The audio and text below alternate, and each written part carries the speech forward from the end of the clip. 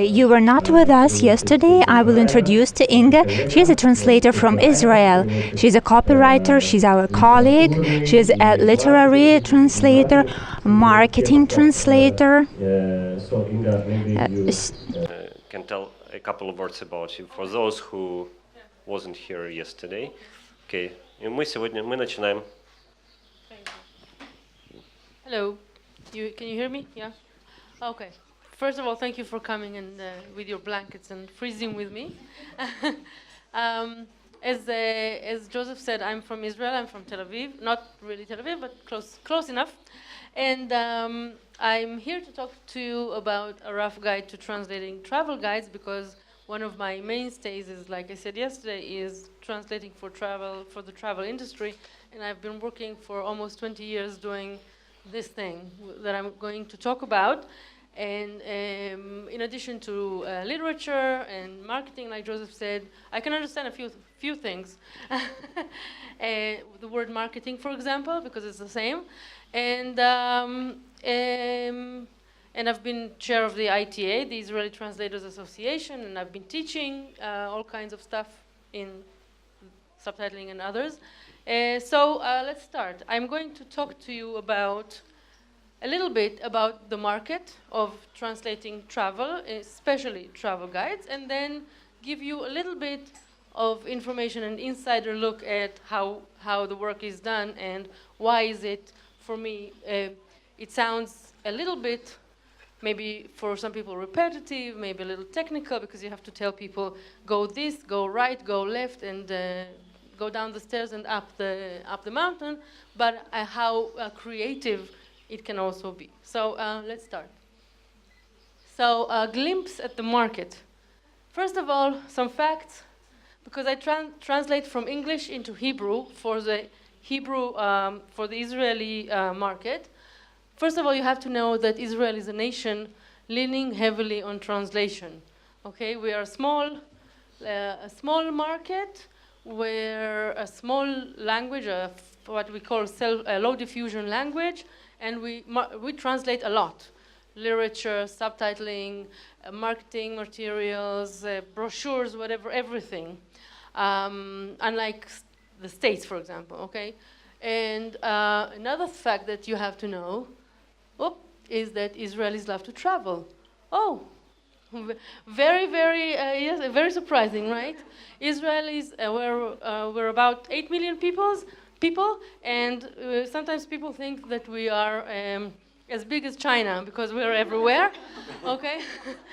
We love to travel. In fact, I have something, I've made some little research about this, and the Trip Barometer ranked Israel as one of the top 10 important markets for the US travel industry, which means that a lot of Israelis go mainly to New York to do some shopping, but also to other places, to the US, and we are among the 10 most countries traveling to the US, okay? And another fact, I've been to Georgia 2 years ago on what we call info tour for journalists, and they said that Israel is traveling to Georgia as the 5th most important market for them, coming into Georgia.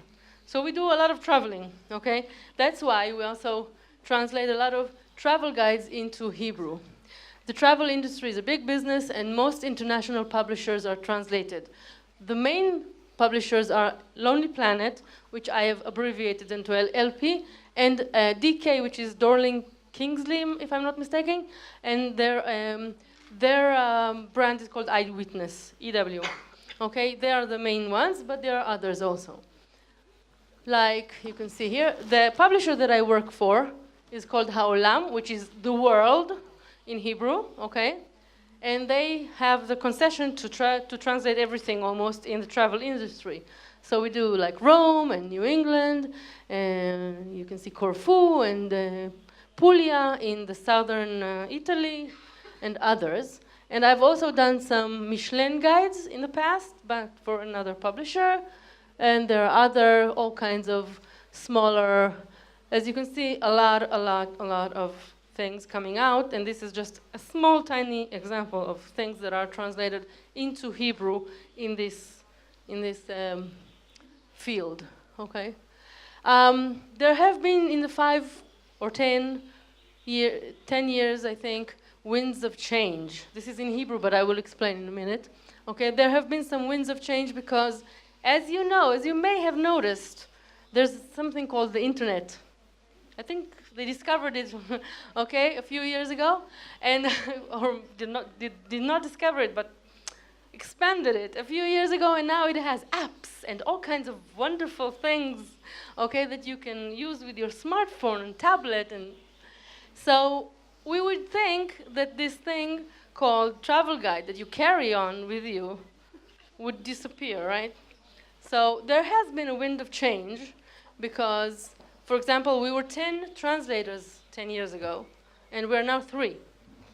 So there's a little shrinkage in the whole industry, okay? And we can say, and you can see from this table, okay, before people go abroad, okay, they ask them what they do, and 86% said that they look things up on the internet, okay? And 64% said that they use recommendations of other people, okay? And 30% said they read travel guides. So you can see that there is a shrinkage in the whole industry. People read less travel guides. And when they do go abroad, after they are already there, 74% said they use apps and other stuff on the internet, like TripAdvisor and many others. And 43% said that they took with them a travel guide. But instead of looking at the glass half empty, we should look at the glass half full, okay? Because 43% still take with them the travel guide. So almost 50% still use it. And actually, I use it, even though I have a smartphone and I have the apps and you can use TripAdvisor. And TripAdvisor is nice, but it's based on other people's recommendations, and a lot of them are not accurate. And I believe that a lot of people still think that those LP people that have been traveling the world and really researching things and doing it for years are maybe more informative and better suited to recommend. I don't know, many people think that. So we still have a lot of translation in this field going on, and I can tell you that I've been doing in the last few months New York, Prague, South America, now, I don't know where I am now in the world. Greece, I think, yes, and soon Budapest, okay? And every time I go somewhere, I'm sitting on the plane, and El Al, okay, is an Israeli carrier, and someone takes out my guide. I'm going to Prague, and they have a guide, and it's my guide. I am the one I translate, or Budapest, or whatever, and I say, oh, you know, I translated. Oh, really? And suddenly they're very interested. So things are still happening, and people still buy travel guides, even though things are really changing. What is changing, the most important thing that is changing, even though there's still work in this field, and a lot more work outside the travel guide industry, I mean in apps and websites and everything, because travel industry is the most expanding industry in the world, all the time. It's always on the rise, okay? What has changed, though, is that if 30 years ago, Israeli people went abroad once in a blue moon or once in 5 years, I don't know, and they would always like to do like 20 countries in 8 days, so they can see the Eiffel, and then they wouldn't remember if the Eiffel Tower is in Pisa or somewhere else. Then, of course, I know that it's in France. Okay. And they wouldn't know where they are, and they would do like 15 countries in 8 days. Nowadays, they are a very discerning audience. Nowadays, they've been everywhere. Not everybody, but a lot of them. And now they want, instead of a travel guide that tells them where the Eiffel Tower is, okay, or travel guide that has all of Europe in it, or all of Western Europe in it, they want a travel guide to Puglia, because they've been to They've been to Rome, and they've been to Venice, and they've been to, how do you call it, Florence, and the area, no, I forgot the name, Toscana, and they've been to Toscana, and they've been to Sicily. Now they want Puglia, okay? And they want, for example, so instead of, they want the Black Forest. They don't want all of Germany, okay? Or they want something specific. Also, instead of all the information that they had, I don't know if you're familiar with the Lonely Planet guides of yore, of the past, that they were like this thick with no pictures and tons of information. They would tell you what are the hazards, snakes, mosquito bites, take this, do that, don't forget your vaccinations, don't forget to take a visa to this and that, and if you want to cross the border, and everything, where are all the embassies of Israel in that area, or other embassies, American, British, and etc. Now they don't have that. They're more concise, they're more to the point, there are even bullet points sometimes, okay, instead of all that loads of information, and there are a lot more pictures in them to entice you to come, okay? Like I said, instead of detailed specifications and descriptions of everything, and instead of a big guide to, for example, to Italy, where people have, like I said, been to Italy and been to a lot of places in Italy, then now LP would come out with something else. They would come out with, for example, the best trips. Okay, if someone wants to take a trip to Italy and they want to drive in Italy, then they would give them like 15 different specific itineraries for driving here and there, and in Toscana, and in Umbria, and wherever they want, okay? Another thing is they splice it, of course, according to target audience. Okay, they would say, for example, instead of just once upon a time, Lonely Planet was for the backpackers, and they always say where they would always write where the hostels are, for example. Nowadays, they're not for backpackers, and they're splicing them towards, gearing them towards middle class people and up, and also sometimes for children. I'll show you examples afterwards. Okay, and also because there's a shrinkage in the translation of travel guides, we've also come out with our own written Israeli travel guides. Okay, for example, to the Black Forest. This is one for children that I've translated for.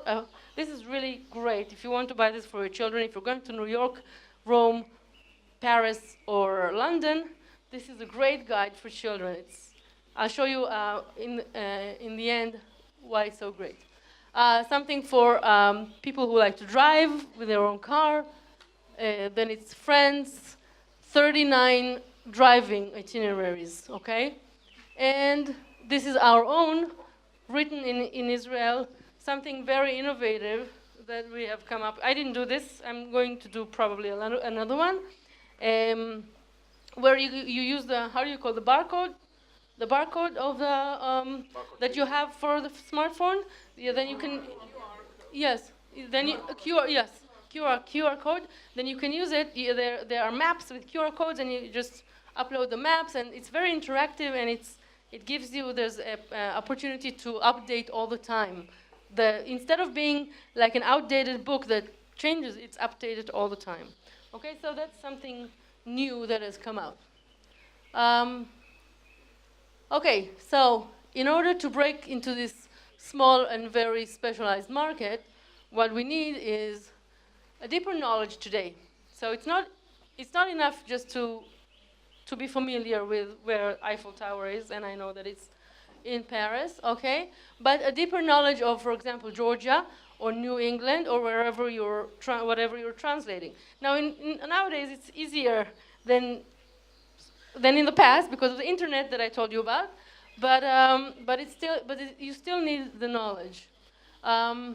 Versatility, okay, translating from English, or maybe writing in Hebrew, or maybe translating from another language because there's not enough work in, like we did from Italian. The Puglia guide, for example, there's no Puglia guide in English, so we had to do it from the Italian, okay, which was a very big challenge.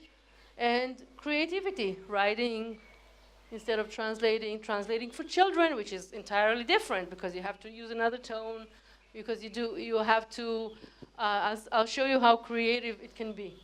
And which is, in fact, transcreation, right?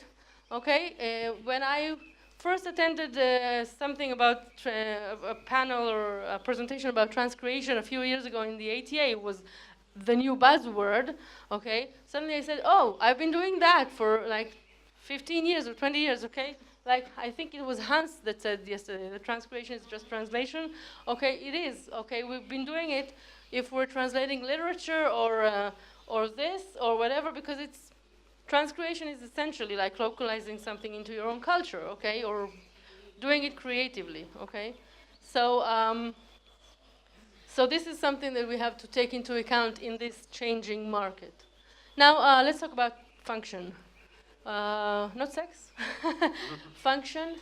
The key word here is function, like I said, okay, because if I'm translating literature, for example, a lot of time I have to think about the author, right? Not just my target audience, but what he wrote. I cannot simply change randomly what I'm writing, translating, because I feel like it. I have to adhere to some kind of, I have to keep in mind the author's style, tone, etc., etc., etc. Here, for example, my main focus is my target audience. I don't care what the Lonely Planet guy thought and what he likes, or where he likes to sleep at night, or if he likes to eat something. Okay, what I'm interested in is localizing, is making it readable and good and functional and enticing for my target audience, okay? So it has to be informative. I have to, if they say go left, I cannot go right, okay? It has to be informative. It has to be on the one hand, it has to be very, very precise, because there's like instructions and addresses that I have to be informative about and keep in mind, and it has to be also seductive. Okay, I have to write in a language that entices people to come and visit this place. I once did a website for the Lonely Planet, and we came to, I think it was what's the name of that country? Afghanistan. Okay. And they said, Afghanistan is a scorching desert. There's snakes and other creatures, and 45 degrees in the shade and whatever. But come, it's beautiful, okay? So you have to find ways to make it enticing and seductive. And you have to adapt it to your target audience. And when I say adapt it to your target audience, I'm going to give you a few examples. I know that you don't speak Hebrew, but I will explain all of them. First of all, let's see, intercultural transfer. When I'm talking about that, when I'm talking about adaptive and making it into the target audience, this is what I'm talking about. Because here, this is something I took a picture of a synagogue in Savannah, I think, yes? Yeah, Savannah, Georgia. And it says the Shalom Y'all Jewish Food Festival. Now, the word shalom, every Jew knows what shalom is, okay? But the y'all is very, very southern states, Southern America, yeah, right? Southern states of America. Y'all, okay? So translating that thing, which is a simple little word, and making it, transferring it into the culture and all the connotations that it has in southern states of America, of the United States, to make it into, for example, an Israeli audience, it's something that is an intercultural gap that I have to bridge, okay? So this is what we all do when we translate, right? This is not just what I do, but there's a lot of it going on in translation of travel guides. For example, I'll give you a small example. This is from itineraries for drivers in Italy. it says that this road that I highlighted, SS1, first of all, SS in Israeli, for Israeli audience, is not a very good word, okay? But what can we say? SS is the number of, is the name of the road, SS163, also known as the Nastro Azzurro. This road weaves along the precipitous Amalfi Coast. Okay, this road, which is called Nastro Azzurro, okay? Nastro Azzurro, if I translate it into Hebrew, it's a seret kachol, okay? Now, seret kachol in Hebrew means a porn movie. Yeah, so I cannot, it's porn, okay? So I don't know why. I have no idea why. I should look it up one day, okay? And so when we say about someone who's thinking about sex all the time, we say he has a blue mind. He has moach kachol, okay? So I wouldn't translate it into seret kachol. I would have to switch around it and do it like something like different, like haretzuah kchula, which is like the ribbon, the blue ribbon, and not the blue, okay? Something a little bit different, but not the same idiom that we have in Hebrew, seret kachol, okay? Another example, how am I doing for time? Good? Good, okay. For example, here in the kids, I told you about the kids, all kinds of travel guides, okay? This one, it has a lot of interactive little quizzes and things and games that kids play while visiting New York.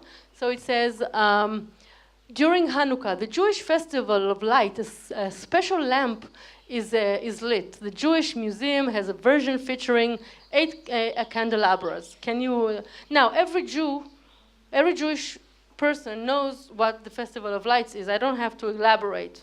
Okay, so I would, in this case, condense and say just Hanukkah. Okay, we all know what Hanukkah is, okay, in Israel. And we also know what a menorah... I cannot say menorah. I cannot go around it. So I had to change this quiz and make it into a different kind of question. I could not use this sort of question and to a Jewish audience. Okay. So I'll spare you the Hebrew. Okay. Now, a few years ago, we have changed that a bit. We used to be very adapt to our audience who are mostly, even Israelis who are not religious. A lot of them keep kosher. A lot of them, not everybody, and I know that not everybody is Jewish. But actually Muslims also don't eat pork. So a lot of them keep kosher, and we used to adapt to that. And we used to we didn't say, for example, if a restaurant sold, I don't know, calamari, we didn't call it, whatever, okay, latkes, okay, we didn't change it, but we also didn't like elaborate on how delicious that calamari is, okay.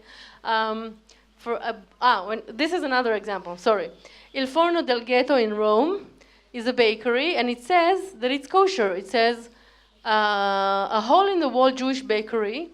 Venerable ladies sell kosher, warm almond and cinnamon biscuits, etc., etc. Now, after one line afterwards, it says that it's open on Saturday. Now, if it's kosher, then it cannot be open on Saturday. So, I mean, there's different kinds of kosher, and different people have different. I mean, there's debate about kosher thing, the whole thing. If it's sometimes it can be kosher in the food, but if it's open on Saturday, it's for most Jewish people who eat kosher would not go in, or keep the Sabbath would not go in there to eat. Okay, so that's a problem, and I had to change that. Another thing is, for example, the Lonely Planet guys who are Australian, they're crazy about Vegemite and Marmite and Guinness. Okay. They are crazy about Vegemite and Marmite. You know what Vegemite and Marmite are? It's like a spread that you put on the bread, and it's very Australian, and I think it's disgusting. British also love it, and everywhere they went, every Lonely Planet guide had to say, in Alaska, at Joe's Diner, you can find Vegemite, okay? And who cares, okay? So... Too much information, and we just erased it, and we don't care where the Marmite and Vegemite are. On the other hand, same goes for Guinness, because Israel is, up until a few years ago, were not great drinkers of beer, and they didn't care if it's Guinness or something else. Gold Star, which is an Israeli brand. On the other hand, in Prague, when you write about the Golem of Prague and you write it in 2 sentences, that's not enough for an Israeli, because we want, if people go to Prague with the Jewish heritage, they want to learn about the Golem and the Jewish quarter and everything around it, and they want to elaborate on that. So we used to add text that was not there in the first place. Okay, so we adjust it to our target audience. And then we have to be more creative with that and do the research and know the material, okay? Common sense and sensibility. That's what I was talking about the ham and the stuff and the calamari, okay? So if we're talking about delicious home-cured speck, smoked ham, and don't miss the lasagnette with potato and prawns. Now, it's good. I mean, it's probably good. I don't eat seafood, but it's probably good. I'm sure it is. But don't miss it. It's very, like, go and eat it, okay? And we would not write go and eat it. You don't leave that restaurant without eating that, okay? We just say they're serving. If you want to eat it, enjoy, okay? The other thing also for religious reasons is that if it says in Catania that you can kiss the chains, in the original it means Catholic people usually would kiss the chains of St. Peter or whatever in that church, right? But Israeli people would not kiss the chains, and therefore we would not write that. We would say the observant or the religious people or Catholics kiss the chains, and we would change that, okay, to adapt to our audience again. The politics of travel. This is a page from the Georgia travel guide. You can see the little funny letters. And I know you cannot see because the screen is not, but it says Iran. And it says, it gives you a whole big paragraph on how to go from Georgia to Iran, because they have a border, right? Okay? But Israeli people cannot go to Iran. So we would just take out that whole paragraph, because I'm sure Iran is beautiful. I saw pictures, but not yet. Maybe in the future, I hope. Okay, so Georgian border crossings, then Iran, no. And day trips to Syria, no. I'm sure you wouldn't go to Syria right now, but so we would erase that. Okay, it's all about, what can we say? Travel and politics also go hand in hand sometimes. Know thy readers. When you tell an Israeli person that he can go to the Metropolitan and it doesn't cost money, it's usually a donation in the Metropolitan. You are requested to give a donation of $18, if I'm not mistaken, maybe more now. And to an Israeli person, that's a lot of money, and he will say, requested? Oh, no, I'm smarter. I wouldn't give anything, or maybe $2.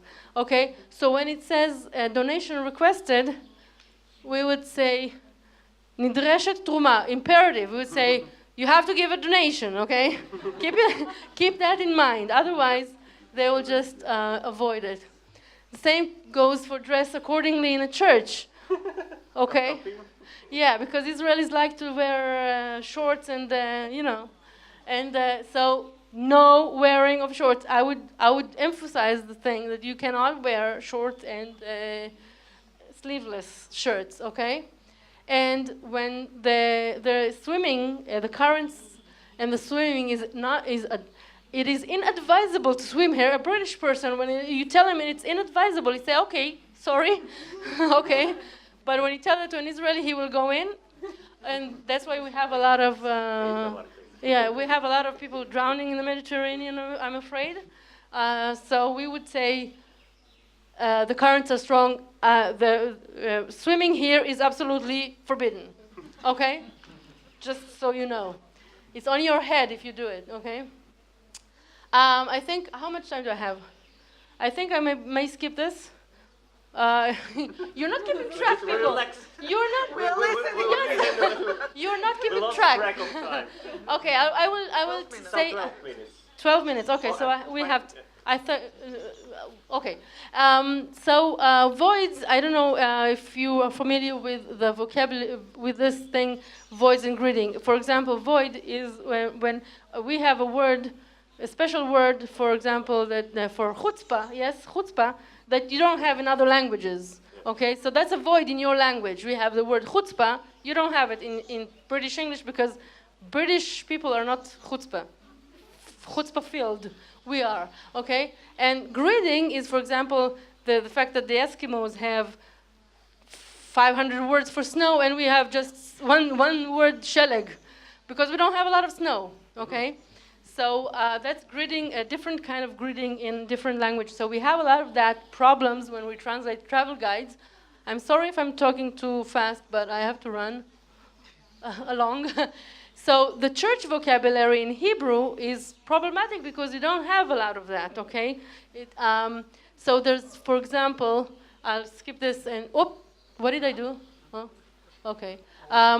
For example, convent and monastery and nunnery, all of them are minzar. We don't have the differentiation between men's and females, okay? And so we call it, we have to add like minzar for women, minzar for men, or just explain, or just write minzar. Same for art. We don't have all those elaborate words for artwork that is religious. Okay, the deposition. We have to explain that this is taking down Jesus from the cross. Okay, we have to elaborate. Assumptions, same thing. Okay, names. Okay, I'll skip this. Let's go. Okay, so we have to keep it simple. Okay. Okay, one of the things that we were always told by the publisher is we have to address all kinds of audience in Israel, right? Because we were talking about people who are very well-traveled and people who are not well-traveled. People who are, I don't know, from every milieu and every walk of life. Okay, so we would have to keep it simple and be as forward as possible in the language and tone of things, okay? So, for example, take this sentence in English. You all speak English, right? Okay. A delightful assortment of bar bites, including superlative paninis, make a strong case for tittle-tellers, I don't know how to say this word, with boozy friends. Now, I sat before this sentence and I thought, what? What do you want to say here, okay? Now, this is British kind of, what they're meaning to say is these paninis are because they have paninis in this bar, even if you don't drink, you can go in and enjoy an evening with your friends because you can eat a panini instead of drinking. This is what they want to say in plain English, okay? And so I wouldn't, if it were literature, I would try to find the most, because this is the style, I would try to find the most, I don't know, flowery way of saying this thing in Hebrew. But not, I don't care about this British guy who was bored and started being weird, okay? So I would say if you abstain from alcohol, you can enjoy paninis and hang out with your boozy friends, okay? So just saying it simple and and getting to the point is what we do in travel guides. Let me see. Okay. Well, there's also a lot of mistakes because sometimes we are all human, right? To err is to human. To be human is to err. I don't know how he said it. Okay, that smart guy. So we do mistakes, and authors also do mistakes. I told you yesterday that I translate Stephen King, and in one of the most famous novellas that he wrote, Shawshank Redemption, that became a movie. Remember the movie with Tim Robbins? Then in the book, he says that there's a one-story building, and then after 2 pages they go up to the second floor, and the editor did not see that coming, and it stayed that way. A lot of times I point out mistakes in books, okay? So the same goes for this. There's no exception. When it talks about Solomon's temple being sacked by Titus, Okay, in the 1st century AD, that's not Solomon's temple. That's the 2nd temple. Solomon's temple was the 1st temple. And I should know that. That's what I'm saying about when I say research and being deep knowledge of things, because you have to like grasp the mistakes here, okay? So this is the 2nd temple, which is Herod's temple and not Solomon's temple, okay? And another one, when it says Columbus discovered America in 1482, that's 10 years before, after, sorry. Yes, so it's a little mistake. So it can happen. It can happen to us. We also make mistakes. We have to remember that, okay? But we have to keep abreast and know things.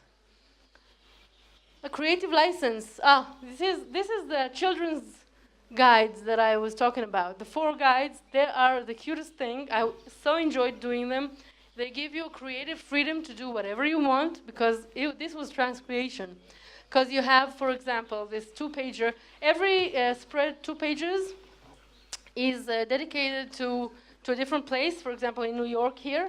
Okay, so this is on Coney Island. Coney Island, where they have this huge elephant that they built once, and it was once upon a time it was a hotel, a small one, but it was a hotel. Today it's useless, but it's still there, I think.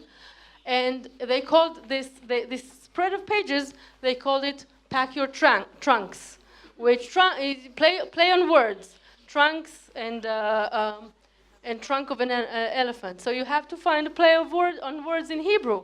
Okay, so this was really fun to do, and this is where creativity comes in. For example, I call this to book a trunk for the night, and the word trunk here, chedek, is a play on cheder, which is to book a room for the night or to book a trunk for the night. It's just one change that makes it a little funnier. And thank you. I'll give you another example, another one, and we will finish. Come on, guys.